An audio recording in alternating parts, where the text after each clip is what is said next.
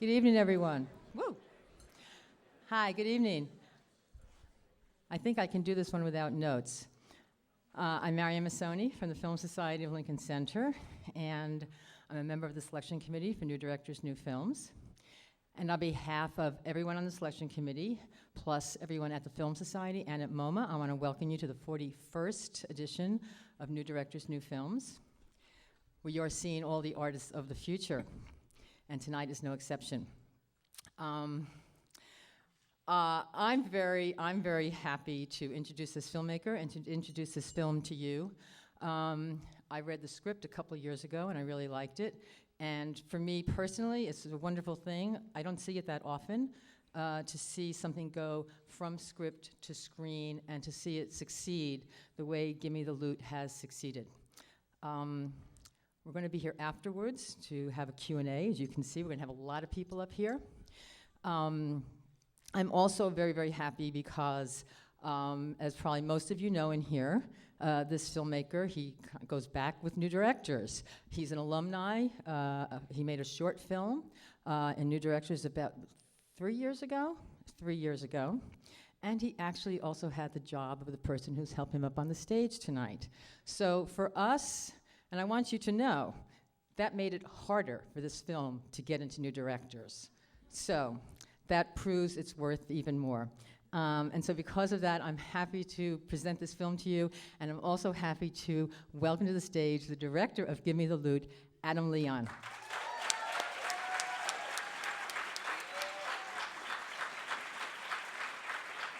Thank you, guys. Thank you so much.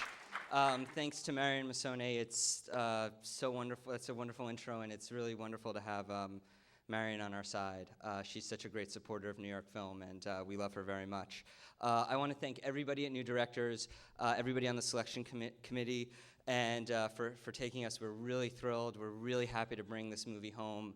And everybody on the staff, Kara and everybody who's been so wonderful to us. I don't want to talk too much, but I just want to acknowledge a couple of people. I want to thank Jonathan and Ryan and Ariana and Jeff and everybody at IFC and Sundance Selects, as well as Josh and, yes.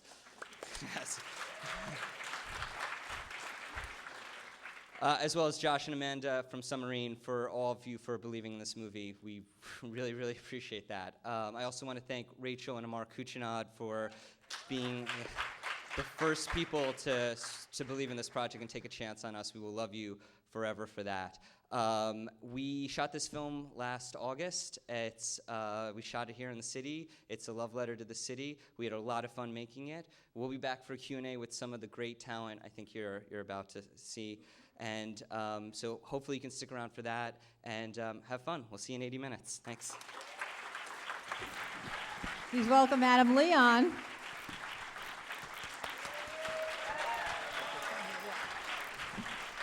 Thank you guys very much. Please welcome Tashiana Washington, Ty Hickson, Zoe Lescaz, and somewhere is Miko. Come on up here, Miko. There he is. All right.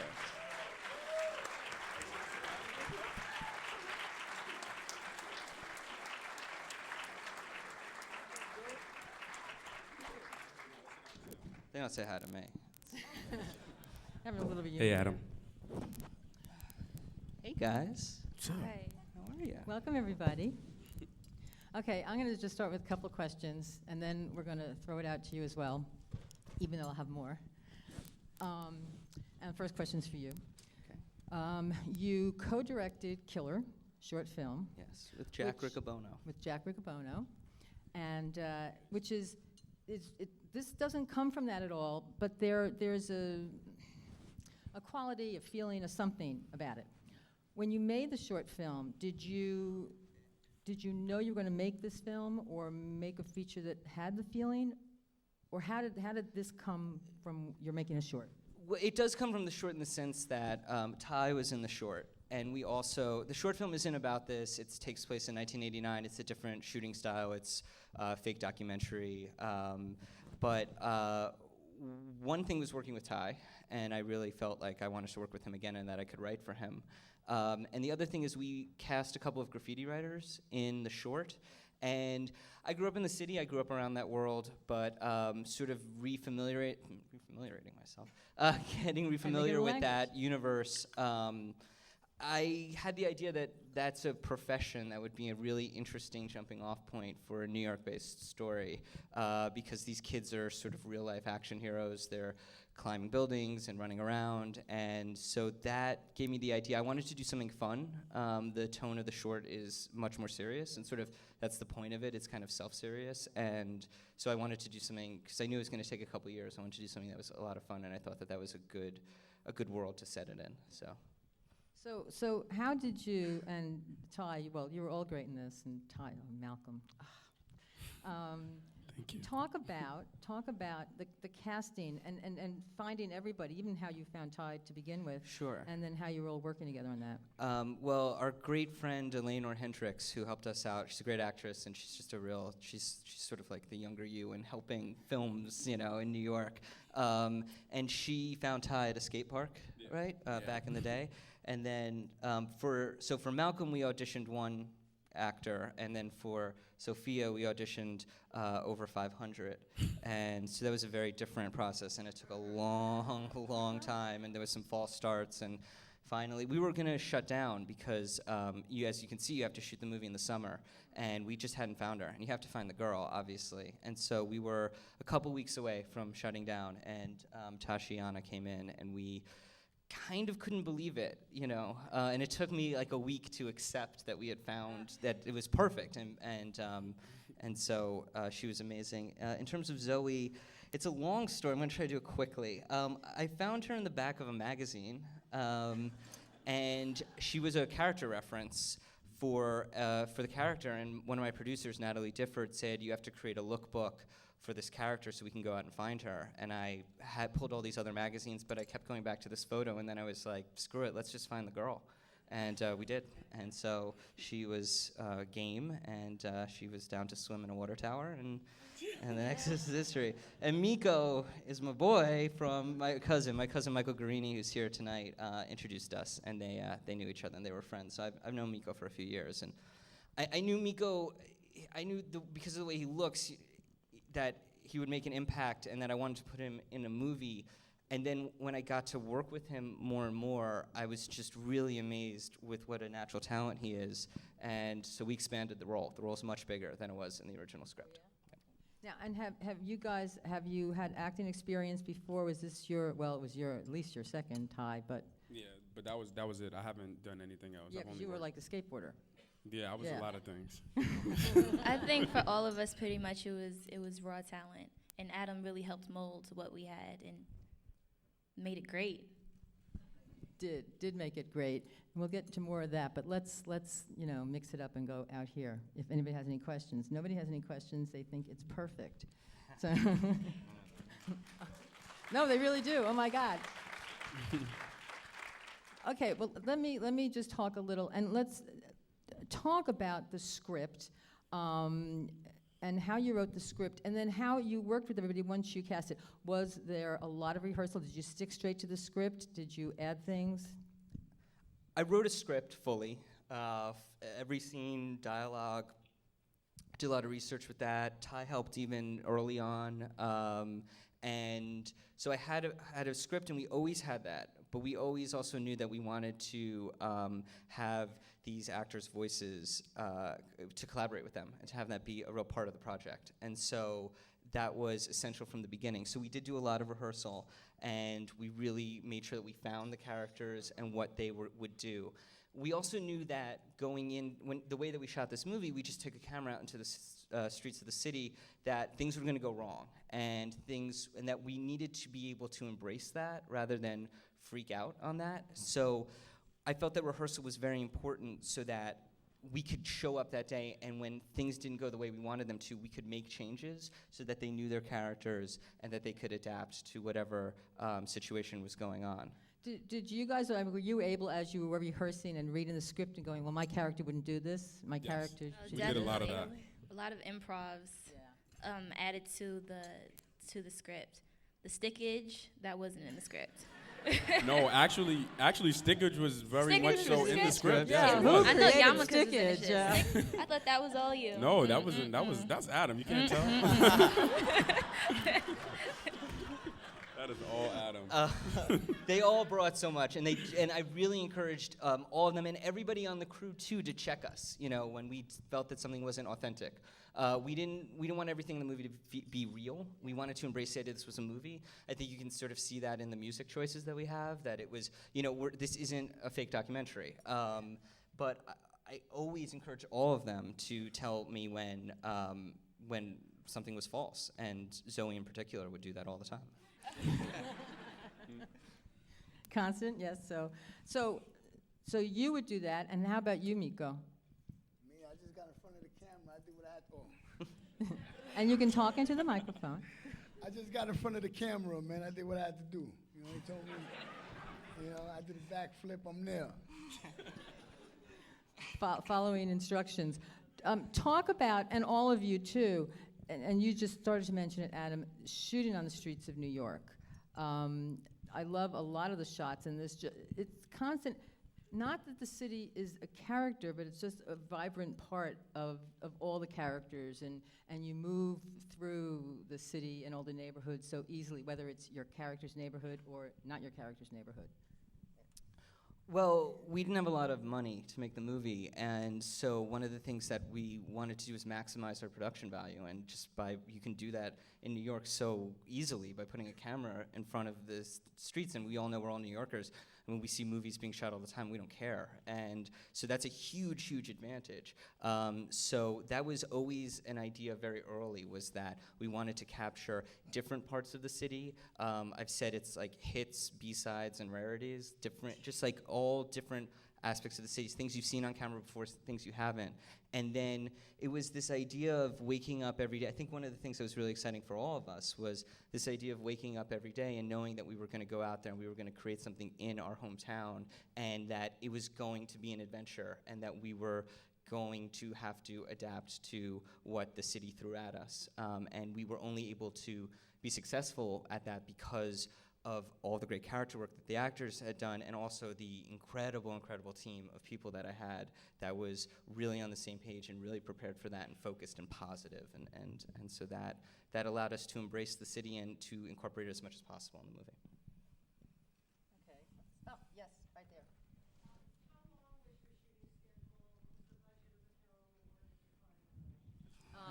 How long was your shooting schedule? The budget question I always consider optional. You can answer it or not. We're very happy that the film does have distribution, thanks to I great don't think IFC they want Films. us to answer that. Yeah, exactly. That's right. It's always optional to answer that question. Although the idea of getting your money and your budget, how you went to that. We shot for 21. We had 21 shoot days over a 30-day span, and then we did 2 quick reshoots. We were actually on a roof in January for some of the stuff. You were on a roof in January in a bathing suit, were you? No, not the bathing suit. Jesus. No, I'm just, No, but they were in shorts and t-shirts. 10 degrees outside. It wasn't pretty. So cold. I know you think this winter was easy, but there was that one weekend in January, and that's We got the one worst did. day of the winter. Oh my God, Definitely. I fell for them. Yeah. We had some really wonderful people come on and believe in the project early on, and we were just really lucky for that. And so some of them, I mean, they were all friends, and they were just people who I think met us and felt our vibe and felt like, yeah, we should make this movie. Let's do it. Let's go on this adventure. And so that's how it came together. Were there any parts, like with the flowers, or when you guys are talking about the, going and breaking into the house, where normal, ordinary people in New York would just turn and be like, what the hell are you guys doing? Yeah, definitely. I'm just going to repeat the question for the people in the back. And it's a question about, was there anything in the shooting where sort of like normal people in the city were in the middle of your shot, or you walked into, had encounters with real people? Definitely. I mean, we was at Cornell's where y'all was robbing the paint, and I was driving, and as we was going around, remember that guy came out of nowhere running like, yo, everything okay? When he saw my face, he's like, wait, hold up, I think you know what I'm saying? And, I said, nah, we just shooting a movie, man, everything cool, man, just, And he let us go on our way. Yeah, and the woman when I was still in the flowers, she was very concerned, as you can see. She Very was very concerned. concerned. You saw the shot, but like she kept turning around, like for like the whole block. She just kept turning around. Some guy in that shot grabbed you. Oh right? yeah. Oh yeah, yeah. So yes. I went through a is lot the with that. answer. That It would was fun. happen frequently. So yeah, somebody grabs you to redo the shot. Somebody else grabs you. He had a lot of loyal customers. Yeah, no, he did. No, he I know. did. People really like that guy. It's amazing. That shot took a long time because of that. Yeah. I can imagine. Looking towards in the back. Somebody. Yeah. Yes. Yes, you.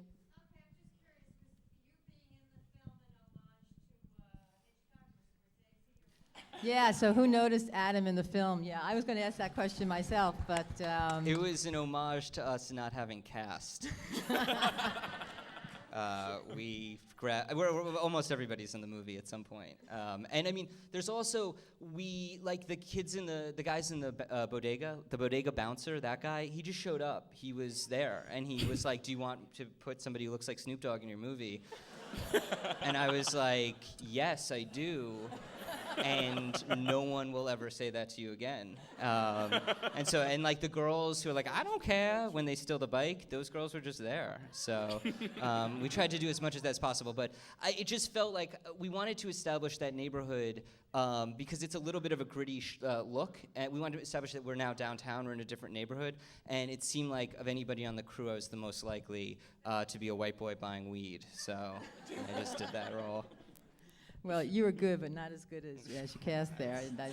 It's the I mean, beginning and end of my acting career. let's be honest about that. No, he was good. He was good. It was a great cameo. But these guys were absolutely fantastic. Yes.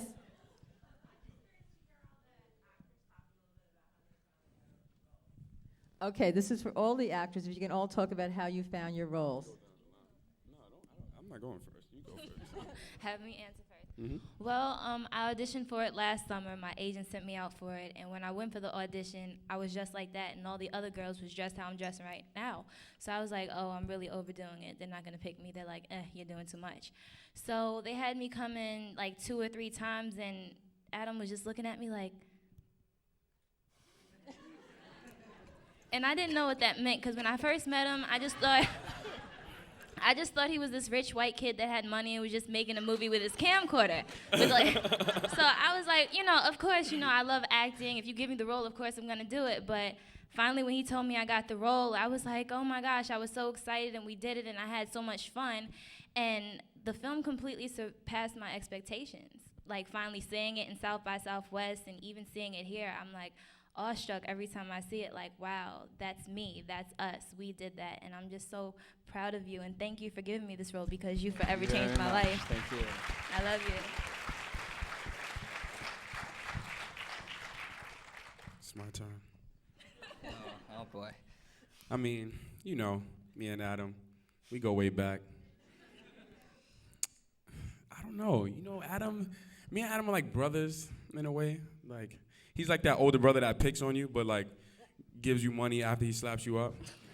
So, yeah, so he wanted to do this project, and I saw the early stages of the script, and I read it, and I was actually kind of like creeped out, because I was like, Adam, this is a little accurate. Like, who have you been spying on?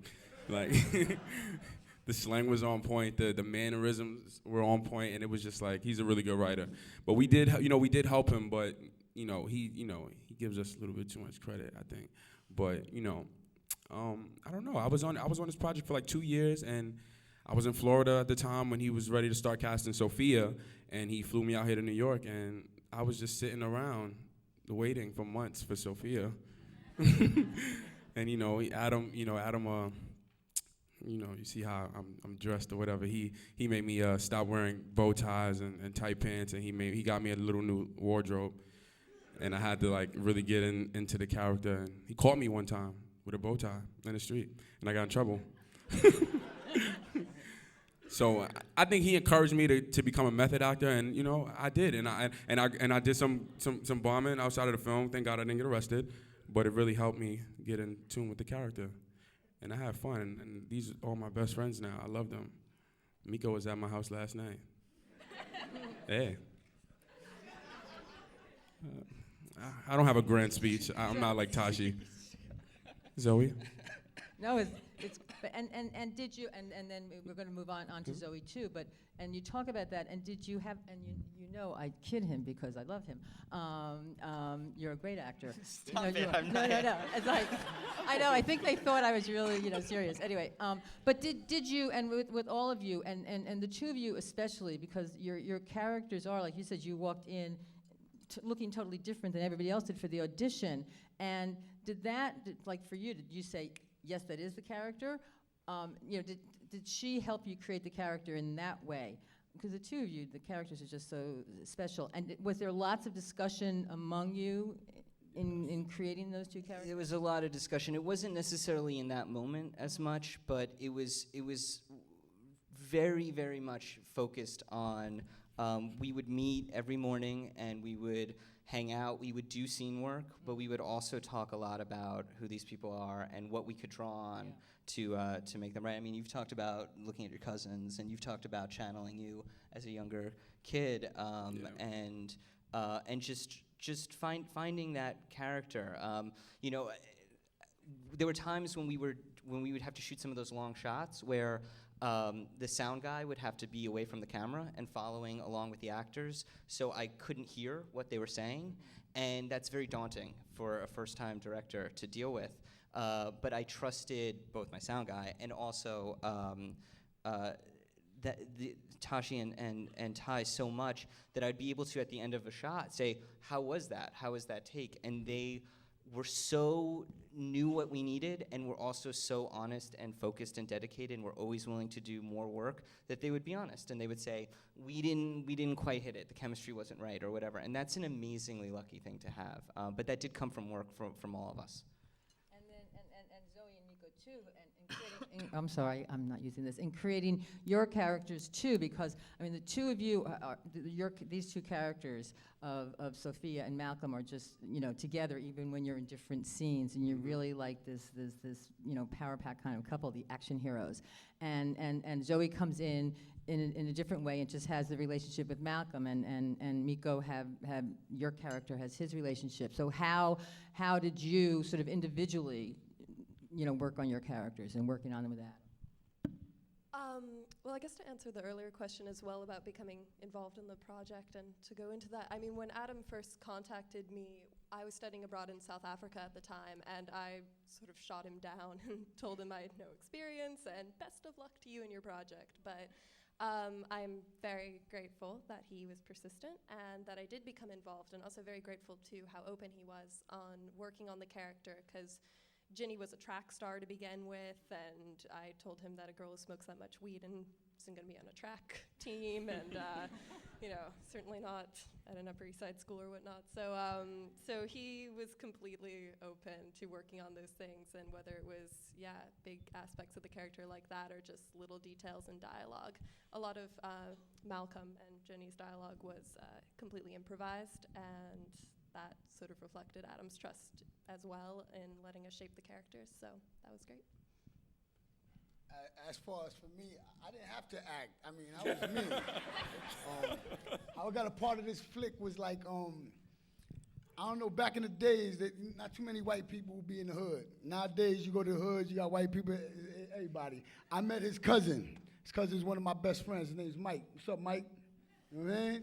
Without him, he was like, yo, I'm going to introduce you to my cousin. I ain't believe squat he would tell me, because he's in the hood with me. Like, what you talking about? Movies, nigga. You know? So one day we did. We met Adam, and he told me he wanted me to be in the film. And I'm like, yeah, all right. A couple of years later, here we are. And I didn't believe it, but here I am. I will say that Miko does sell himself short a little bit, in that I think that Miko's actually extremely talented actor, and that's not just him on the screen, and it's and so I think that you did a really great job of channeling who this person was and being game for whatever, and so. Yeah, I think, and that speaks to how you jumped up the role. Yeah. Yes.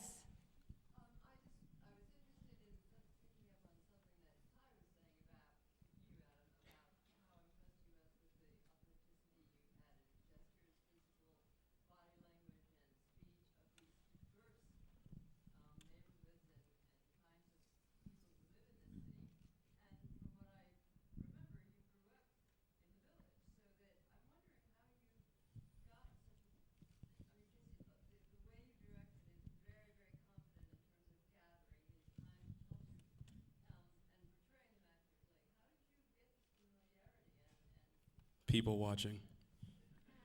Yeah, it's a question of how did you get the familiarity with all the different parts of the city and different kinds of people?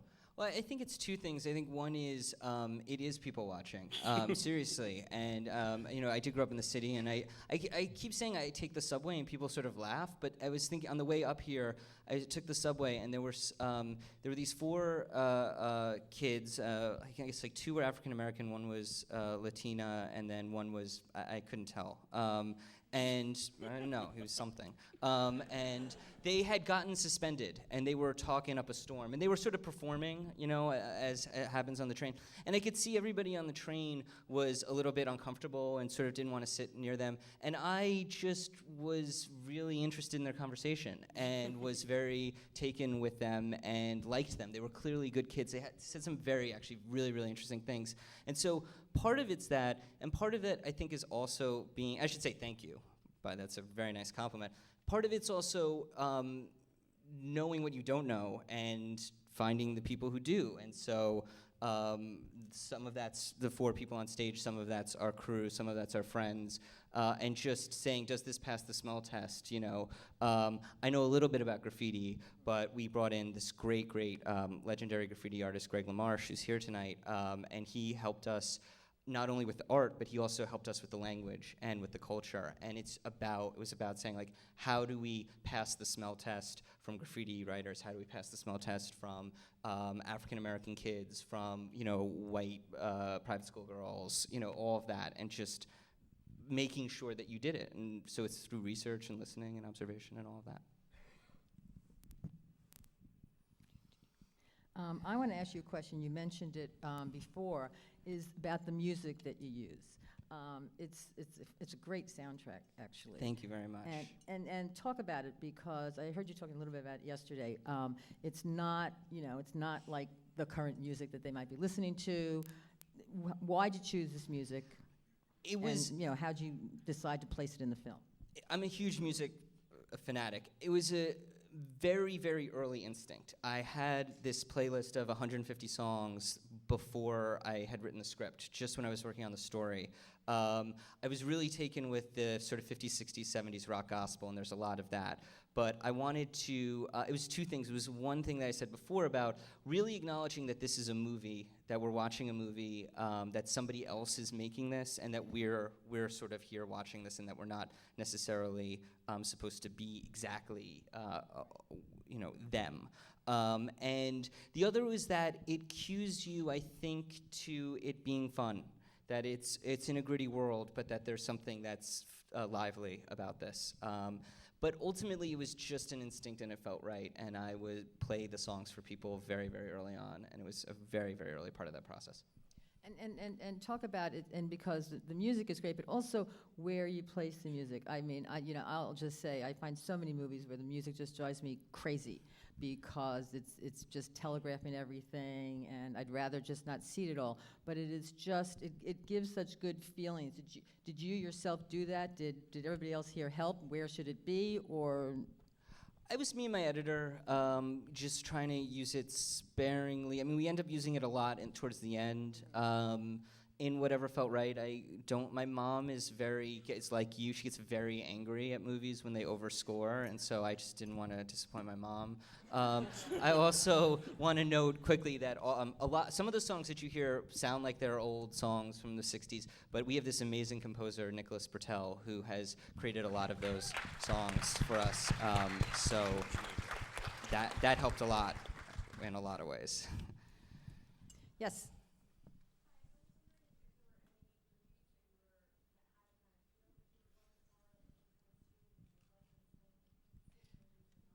Are there any movies that you have that you were referencing when you made this film? I don't know if exactly referencing, but I looked at, people sort of think this is an odd thing to say, but I looked at the Sidney Poitier, Bill Cosby movies, Uptown Saturday Night, and Let's Do It Again. I forget what the third one's called, which are a little bit broader, but they're like, let's go on an adventure. We lost our lottery ticket. We're going to go and get our lottery ticket. I also looked at the Bob Hope, Bing Crosby movies, which, again, I think some people are like, what are you talking about? But I think everybody wants me to say I looked at Racing Victor Vargas, but I didn't. I wanted to do something that was a little bit more adventure, fun, and then I looked a lot at this movie called Little Fugitive from the 50s, Morris Engel movie, which is about these kids who are working class kids, a little bit younger than these characters, who go to Coney Island for a day, and that's a really, really charming movie that's shot on the streets of New York. So those were the sort of the touchstones. Yes.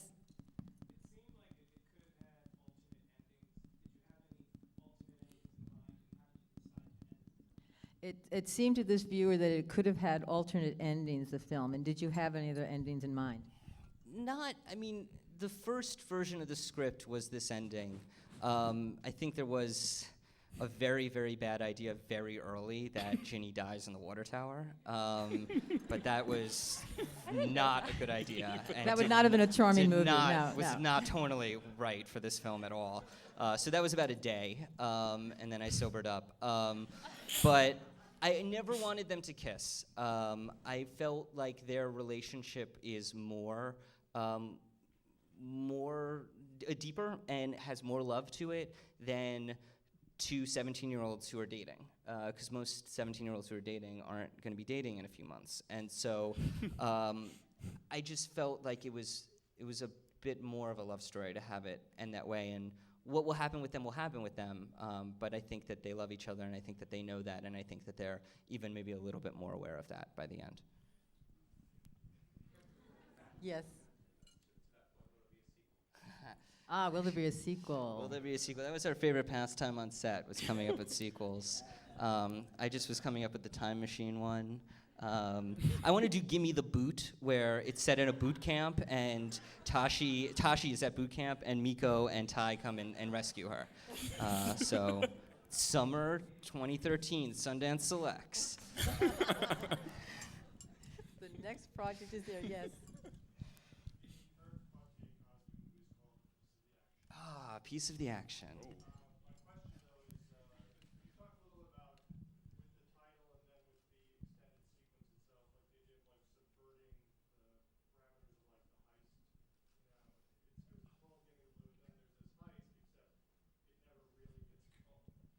Could you talk about the title and the parameters of the heist that never gets going, and to me it's like the tough kids who aren't really tough, and the big prank that just never happens.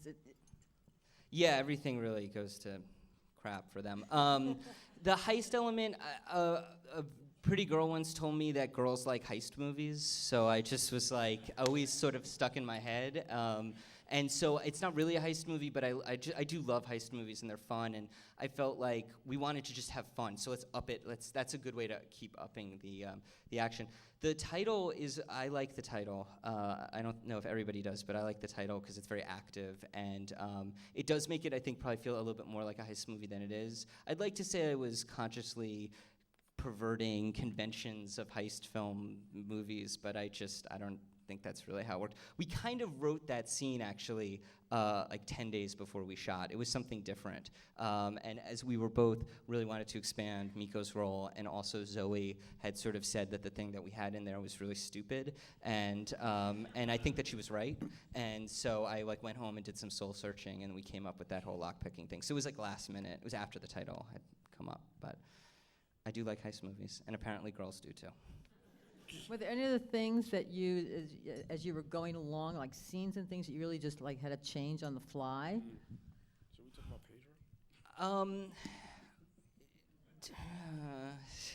Pedro? Yes. I mean, ultimately, we wanted to know what we needed to get, and we got what we got. But there were some scenes that I think that when we were there, we sort of realized maybe this isn't working, and we went in a different direction, but never totally throwing out the idea of the story. The story trajectory was always the same. I think they've given us a little extra time because, you're an alum, but this is really all the time that we have. Okay, thank you. You were all fantastic. Thank you. Adam, Thank you guys so Great much. film. I really appreciate it. thank you Tell all your friends for being you here. Like it. Thank you. It's at MoMA on Sunday. Send your friends. Thank you.